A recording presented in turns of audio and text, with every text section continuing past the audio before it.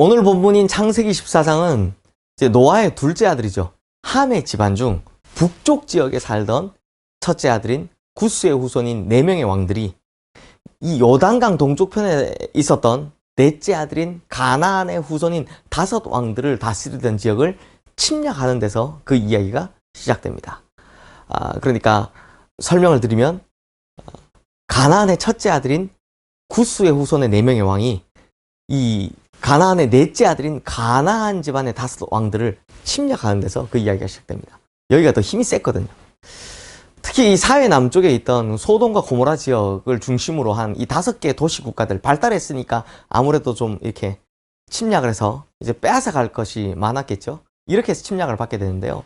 이 전쟁이 왜 일어나는지에 대해서 오늘 본문 4절 말씀에 나온 이유를 살펴보면 이전에는 상대적으로 이 약소했던 도시 국가들이 티그리스 유프라데스 강 쪽에 있던 큰 도시 국가들, 나라들에게 조공을 바치며 섬겨왔던 것으로 보입니다. 그러다 어느 날 더 이상 조공을 바치지 않게 되자 반역이다 라고 여긴 이 큰 나라들이 가나안 땅을 침략해서 이 발달된 5개의 도시를 초토화시키고 많은 사람들을 포로로 잡아가게 되었다라는 것입니다. 문제는 이 과정에서 아브라함의 조카인 롯이 포로가 되었다라는 것이죠. 그래서 오늘 보면 14절 말씀을 보면 아브라함이 조카 롯이 사로잡혔음을 듣자 집에서 훈련시킨 318명을 거느리고 단까지, 이 가나안 땅 끝까지 쫓아 올라갑니다. 또한 24절 말씀을 보면 아넬과 에스골과 마므레 이 셋과 동맹을 맺고 쫓아갔다라고 합니다. 그리고 15절 말씀에 보면 밤에 그들을 쳐부수고 라고 말씀하는 걸 보면요, 숫자가 적었잖아요. 그래서 일종의 기습작전을 감행했고 그 작전이 크게 성공한 것으로 여겨집니다. 그리고 이제 전쟁에서 승리한 아브라함이 개선장군이 되어서 돌아옵니다. 그런데 아브라함을 환영하고 맞이하던 행렬 가운데 특이한 한 사람이 등장합니다. 이 사람 너무나도 중요한 사람인데요. 오늘 본문 18절 말씀 함께 보겠습니다. 살렘왕 멜기세덱이 떡과 포도주를 가지고 나왔으니 그는 지극히 높으신 하나님의 제사장이었더라. 아브라함을 축복하는 이 제사장 멜기세덱이란 존재가 아주 흥미롭습니다. 성경에 보면 그가 살렘 왕인 동시에 지극히 높으신 하나님의 제사장이라고 합니다.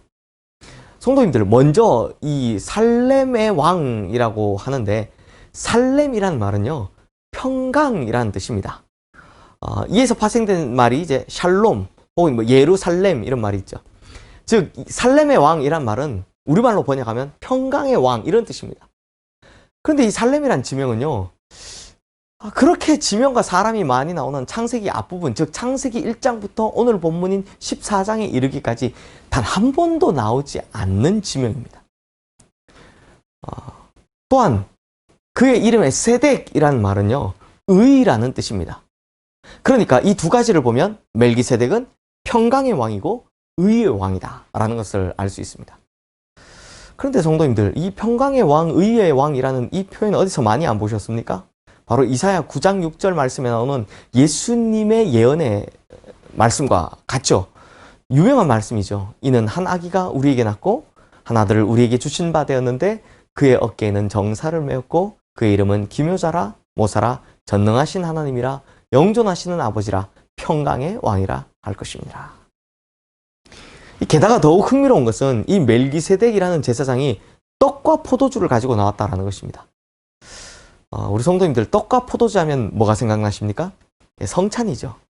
예수님께서도 이 제자들과 이 땅에서 마지막 밤을 지내실 때 최후의 만찬 석상에서 떡과 포도주를 가지고 식사하셨습니다. 그리고 우리가 지금 이걸 기념하고 있는 게 성찬이죠.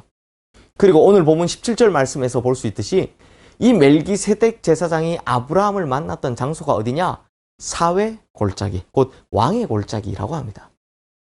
성경학자들이 이 살렘이라는 곳을 현재 예루살렘으로 보는데요, 이 사회 골짜기는 감람산과 예루살렘 성전 사이에 있는 계곡이었을 것이다 라고 추정을 합니다. 그리고 이 골짜기 이름이 나중에 뭐로 바뀌냐? 기드론 계곡이라고 바뀝니다. 그러면 이 기드론 계곡에는 뭐가 있느냐? 요한복음 18장 1절 말씀에 보면 예수님께서는 십자가를 지시기 전날 밤 마지막으로 기드론 시내 건너에 있는 동산에서 기도를 하셨다라고 합니다. 그 동산 이름이 뭡니까? 우리가 잘 아는 바로 겟세마네입니다. 그래서 성경에서 이 멜기세덱에 대해서 거의 유일하게 다루고 있는 히브리서 7장 3절 말씀에 의하면 이 사람은 아버지도 없고 어머니도 없고 족보도 없고 시작한 날도 없고 생명의 끝도 없다라고 말합니다. 그리고 그는 하나님의 아들과 닮아서 항상 제사장으로 있다라고 하죠. 자, 우리 성도님들 여기까지 쭉 들으셨다면 이 멜기세덱의 이야기에서 계속해서 누가 떠오릅니까? 한 사람, 한 분, 바로 예수님이시죠. 그래서 히브리서에서는 이 멜기세덱을 예수 그리스도의 표상, 예수 그리스도의 그림자가 된 존재라고 말씀하고 있는 것입니다. 그러므로 성도님들, 오늘 본문은 아브라함이 바로 예수 그리스도의 축복과 은혜를 입은 장면이다 라는 겁니다. 그런데 성도님들, 아브라함이 멜기세덱을 만나서 축복을 받게 되자 아브라함이 무엇을 합니까? 바로 10의 1조를 드립니다. 즉 베푸신 은혜와 축복에 감사하며 갚아드렸다라는 것입니다. 그렇다면 우리를 위해 자신의 모든 것을 내어주신 그 예수님으로부터 생명과 축복을 얻은 우리는 이제 뭘 해야 합니까? 사실은요, 우리의 모든 것을 다 드려야 마땅한 것입니다. 왜냐하면 예수님께서도 우리를 위해 자신의 모든 것을 다 내어주셨기 때문입니다. 그런데요, 오늘 본문에서 아브라함이 10의 1조를 드렸지 않습니까? 그런데 잘 한번 생각해 보십시오. 이것이 하나님의 명령에 의한 것이었습니까?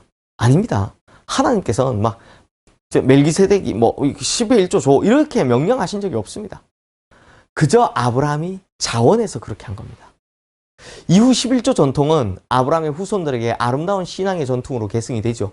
그래서 창세기 28장 22절 말씀에 보면 야곱이 베델의 들판에서 하룻밤 자고 일어나서는 하늘 사닥다리를 보고 하나님의 음성을 듣게 된 자, 이런 기도를 합니다. 내가 기둥으로 세운 이 돌이 하나님의 집이 될 것이요, 하나님께서 내게 주신 모든 것에서 10분의 1을 내가 반드시 하나님께 드리겠나이다. 야곱도 11조 소원을 한 것입니다. 11조를 하라라는 하나님의 명령은 없었지만 자원하여 드리는 이것이 아름다운 전통이 된 것이죠. 그리고 아브라함 이후 약 500년 정도 지난 후엔 모세 시대의 11조가 율법의 한 부분이 됩니다. 종종 11조를 반대하시는 분들 가운데는 11조가 신약적이 아니고 복음적이 아니다라고 말씀하시는 분도 계시고요. 율법이 폐기됐다면 11조도 폐기된 것 아니냐라는 이런 이론을 펼치십니다.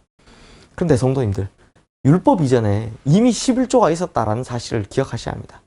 가장 중요한 것은 11조 해라 이게 아니고요. 11조는 돈의 문제가 아니라 마음의 문제라는 것입니다.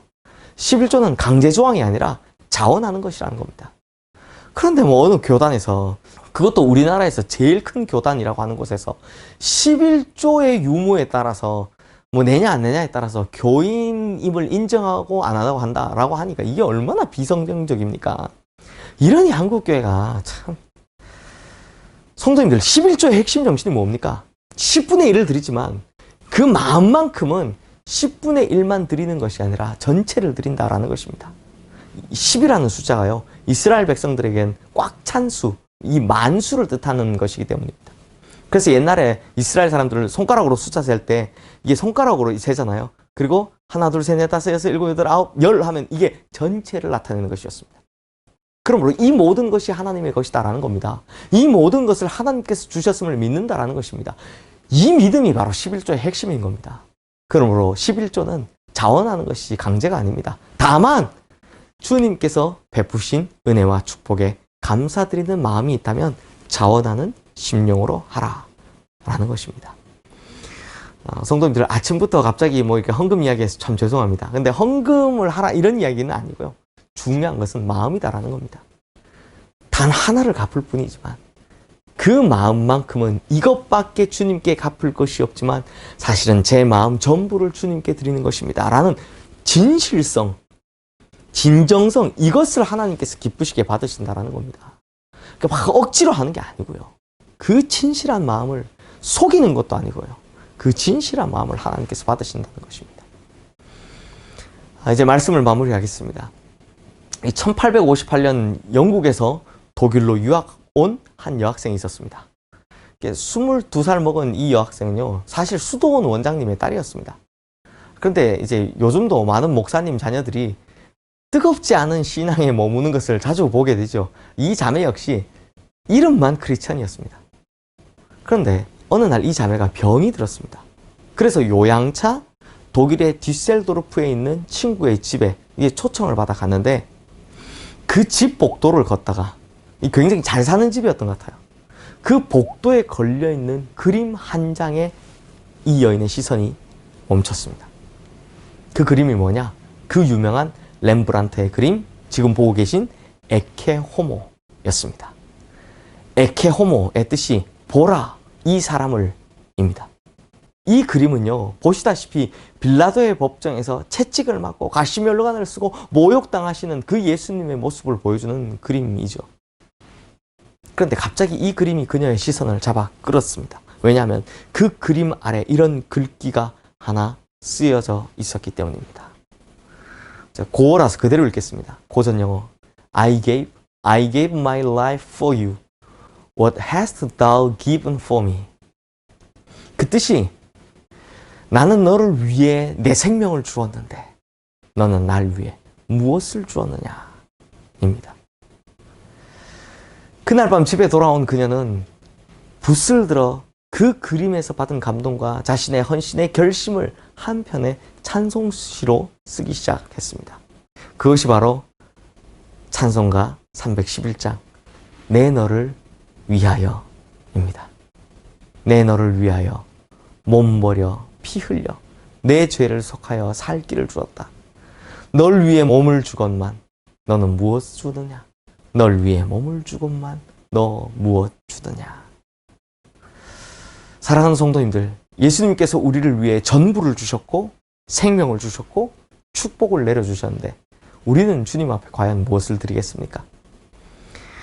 이걸 어렵게 생각하지 마십시오. 부담스럽게 생각하지 마십시오. 주님께 드리는 이 모든 것들의 시작은 가장 작은 10분의 1에서부터입니다. 다만 중요한 것은 진실성이라는 거죠.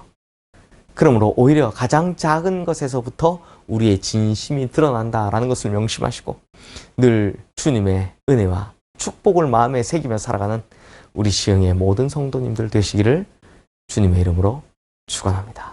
기도하겠습니다. 주님 주신 축복과 은혜 그리고 생명 이 많은 것들을 우리가 받았습니다. 그러므로 주님 우리가 이것을 받고 그저 좋아하는 것으로 끝내는 것이 아니라 주님께서 날 위해 모든 것을 주셨다라는 것을 기억하며 내가 하나라도 갚기 위해 살아가는 그런 삶을 살아가게 하여 주시옵소서. 하나님, 헌금이 강제가 아닙니다. 중요한 것은 마음이라 하셨습니다.